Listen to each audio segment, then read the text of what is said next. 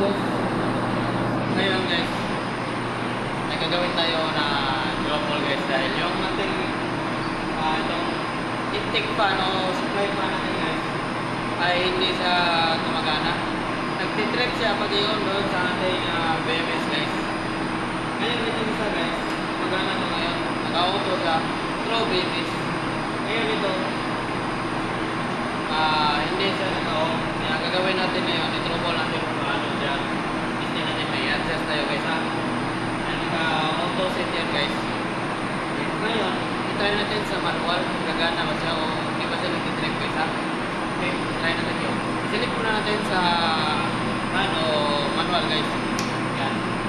Ngayon, natry natin siya sa start guys ha.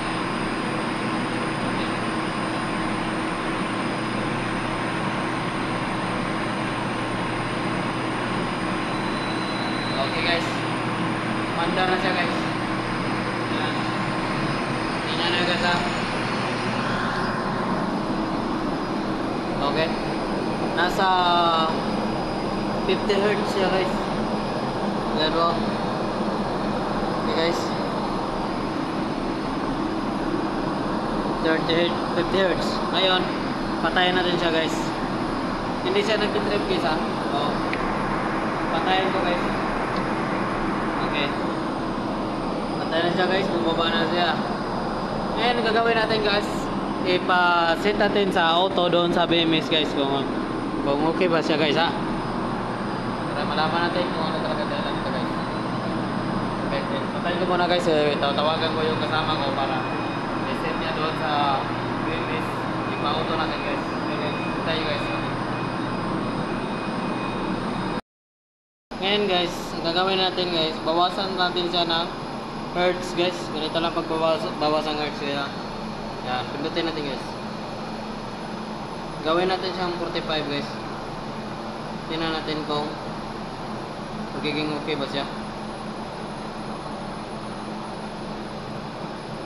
Tingnan natin kung hindi pa siya magti-trip. Kahit 47 guys. 47.5. Yan. Testing natin doon sa BMS guys, pagganahin natin. Ayan. Nabuhay na siya ulit guys. Hindi na siya nag-trip guys. Ang problema pala nito guys ay nakita ko na guys, loose contact lang siya guys dito sa ating selector.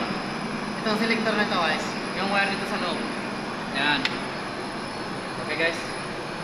Ito guys, ito yung problema niya guys, nag-loose contact siya. Ayan. Pag maluwag to, magti-trip yan guys. Yan. Okay, tingnan mo guys. Namatay siya ano? Ngayon, ibalik natin siya guys. Yan po yung problema niya guys ha. Yung problema niya guys, kung bakit siya nag-lose contact guys, nagti-trip palagi doon. Yan. Ngayon, ipasok natin siya guys. Tapos, i-retight natin siya guys ha. Okay. Ayan guys, gumana na siya guys. Ngayon, ibalik natin siya doon sa hertz niya, na tamang hertz. Balik natin siya sa 50 hertz.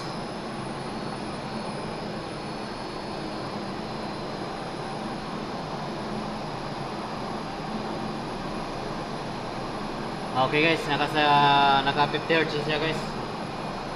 Yan. Okay. Gumana na naman ito. Pag gumagalaw siya guys. Yan.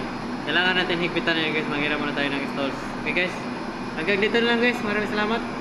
Kung gustuhan nyo akong video guys, paki-like and share na lang din guys. Dito guys. Ito pala, ulitin ko guys. Ito pala yung supply fan sa ating parking guys na battery na 7.5 kilowatt 400 volt traverse. Yan guys ha. Connected to sa BMS guys. Yan. Yan yung sa BMS nya. Okay. Salamat guys. Maraming salamat po.